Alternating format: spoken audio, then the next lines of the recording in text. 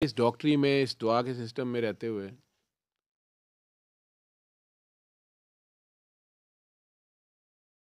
मुझे मरीज़ों ने अपनी बिपता तो बतानी होती है और कुछ वो मुझे दिखा देता है। ऐसे-ऐसे एंगल मैंने देखे हैं कि आज अगर मैं डॉक्टरों के साथ बैठ के रीज़न्स लिखूँ, चंद डॉक्टर्स जो मेरे साथ काम करते हैं, करीबी जिन्होंने ऑब्ज़र्व किया मेरे साथ, इस दुआ के खुद लेके चले हैं। वो कहते हैं सर पैथोफिज़ियोलॉजी जो किताब होती है हमारी जिसमें बीमारी की वजूहात होती हैं, बीमारी का प्रोसेस होता है। वो कई बार मेरे से ज़िद करते हैं सर आप नहीं समझते कि पैथोफिज़ियोलॉजी की बुक्स दोबारा लिखनी चाहिए। आपको ये इनपुट देनी चाहिए। मैं कहता हूँ नहीं, इनकी जो मेडिकल साइंस रीज़न्स बनाएगी ना वही रहने दो। लेकिन सर इनका तो पता नहीं है और इलाज नहीं है। मैंने कहा इलाज मैंने बता दिया, वजह नहीं बताने की इजाज़त। तुम्हारे पे खुल गई है तो चुप कर जाओ। एक बेटी चंद दिन पहले मेरे क्लिनिक पे आई।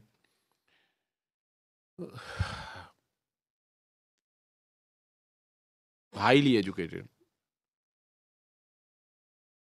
उनकी वालदा ने बताया कि ये मसला है इन्हें और लेडी डॉक्टर्स ने काफ़ी मेडिसिन्स दी हैं, उसकी वजह से मसला ख़राब हो गया। पहले ठीक हुआ था, अब ख़राब हो गया।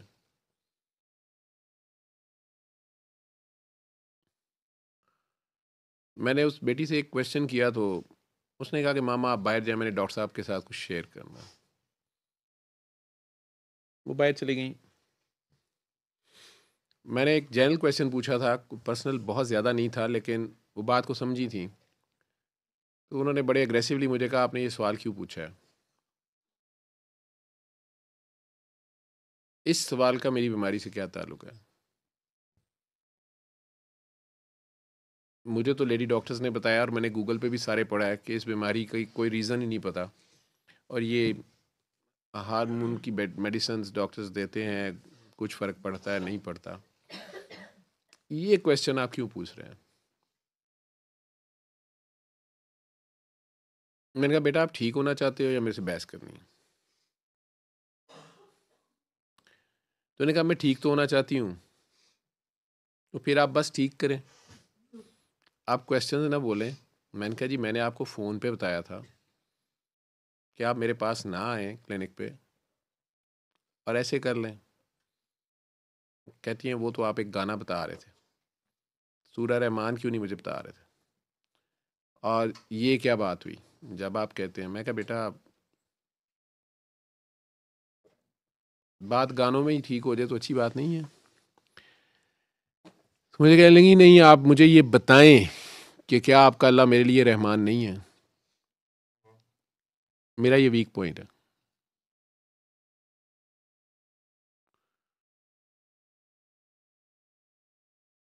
मैंने कहा बेटा आप सच बर्दाश्त करोगे? उसने कहा हाँ। मैं कहा मेरा अल्लाह इतना रहमान है, वो आपका भी अल्लाह है, वो आपसे इतना रहमान है कि आपने ये गलती कम से कम 3 बार की है। वो परेशान हो गई, मुझे कहती हैं कि आपकी अपनी बेटी है? मैंने कहा है।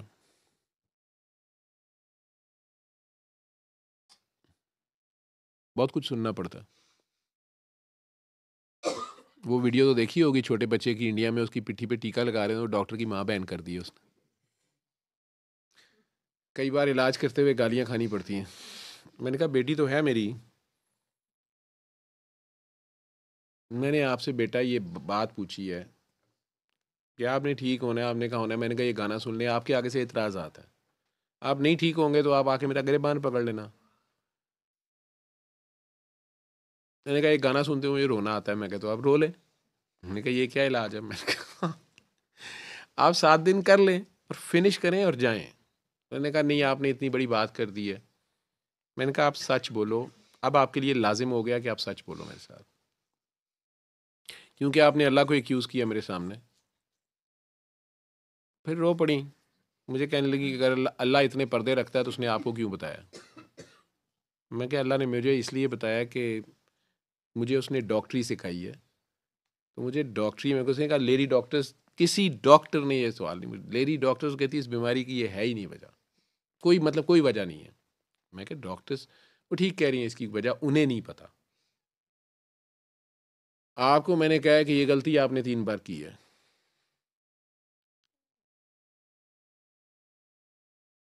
अगर मैं गलत कह रहा हूँ तो आप मुझे कहें कि आप गलत कह रहे हैं। उसने कहा नहीं आप फिगर भी ठीक बोल रहे हैं, लेकिन अब इसका हल क्या है? मैं कहा इसका हल ये है कि ये सर तस्लीम खम करो, उससे माफ़ी मांगो,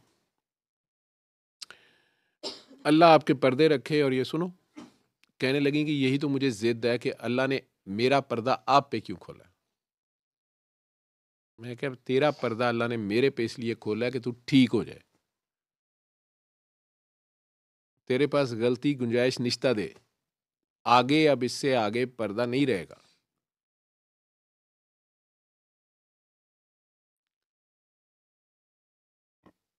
कुछ लोग एग्रेसिव होते हैं, लेकिन मान जाए तो बड़े प्यारे होते हैं। वो एकदम रोना शुरू हो गई, कहती हैं कि अगर अल्लाह ने आपको इसलिए बताया कि आप मुझे बताएं और मैं मुझे इस गलती का एहसास हो, तो फिर तो अल्लाह मेरे से बहुत प्यार करता है। मैंने कहा अल्लाह यकीनन तुमसे प्यार करता है। तो फिर मुझे सूरह रहमान से मैं कहा नहीं, सूरह रहमान से तेरी ब्लीडिंग बढ़ जाएगी, तू ये सुन लिया। उन्होंने मेरे पास बैठ के रो धो के, चंद दिन हुए हैं।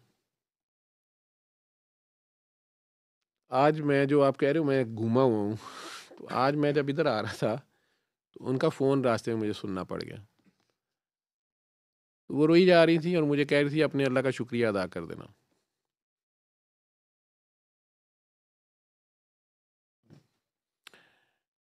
जिस काम को वो अचीव करने के लिए वो गलती कर रही थी, वो काम भी हो गया उनका।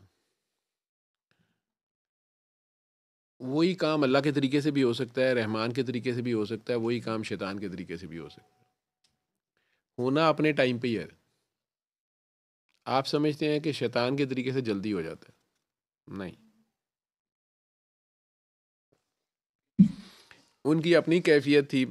मैं इस घर से पीछे जो लास्ट राउंड अबाउट है, पता नहीं आप लोग किधर से आते हैं, उस राउंड अबाउट तक मैं ठीक था, उसके बाद घूमा हूँ मैं। उनका फ़ोन बंद हुआ तो फिर मैं घूमा, क्योंकि वो जिस तरीके से बार बार कही जा रही थी कि आप अपने अल्लाह को, मैं कहता बेटा सारों का ही अल्लाह, कि नहीं आप अपने अल्लाह से थैंक यू कर दें मेरी तरफ से। तो मैं उन्हें कह रहा था कि नहीं ऐसे नहीं कहते, अल्लाह तो सबका है और आपका भी अल्लाह है। तो वो बार बार कहनी थी कि नहीं, पता नहीं किस तरह वो रो रो के कही जा रही थी कि नहीं वो आपका ज़्यादा है और मैं बहुत गंदी हूँ। तो मैं उसे कह रहा था कि आपको पता भी नहीं है अल्लाह मियाँ ने इस वक्त आपको गोदी में चढ़ाया हुआ है, और जैसे दूर से मैंने कहा वो मुझे ऐसे ऐसे कर रहे हैं, जैसे मुझे करा रहे ओ काकी तो अल्लाह ले गया। मैं क्या अल्लाह मियाँ ने आपको तो गोदी उठा लिया है और असी तो गड्डी चलाते रह गए हैं। ठीक है, आप तो चढ़ गई अल्लाह मियाँ की गोदी। मुझे कहती हैं आप कसीदा बुर्दा शरीफ को गाना क्यों कह रहे थे। मैं क्या क्योंकि आपने शुरू में इतराज़ किया था कि इसमें म्यूज़िक है तो ये गाना है, तो मैं आपको गाना कहता रहा। नहीं ये तो कसीदा है।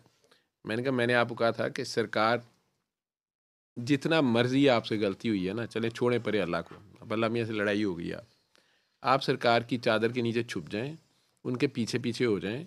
जैसे बंदे से गलती हो ही जाती है, बंदा मामा के पीछे छुप छुप के बाबा के पास जाता है, तो आप इस तरह छुप छुप के सुन लें और कुछ ना कहें उन्हें, आप बस इसे सुन लें। चलें गाना समझ के सुन लें, म्यूज़िक समझ के सुन लें, तो